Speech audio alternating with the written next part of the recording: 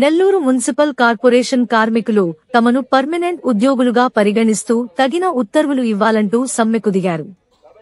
గతంలో ప్రతిపక్షనేత హోదాలో ఉన్నప్పుడు ప్రస్తుత ముఖ్యమంత్రి హామీ ఇచ్చారని, ఆ హామీని నిలబెట్టుకోవాలని డిమాండ్ చేశారు. సిఐటియు మున్సిపల్ కార్మికుల గౌరవ అధ్యక్షులు కత్తి శ్రీనివాసులు నెల్లూరు నగరంలో కార్మికులతో కలిసి సమావేశం నిర్వహించారు. తమ సమ్మెకు ప్రభుత్వం స్పందించకపోతే మున్సిపల్ శాఖలోని అత్యవసర విభాగాలు కూడా సమ్మెకు దిగుతాయని హెచ్చరించారు.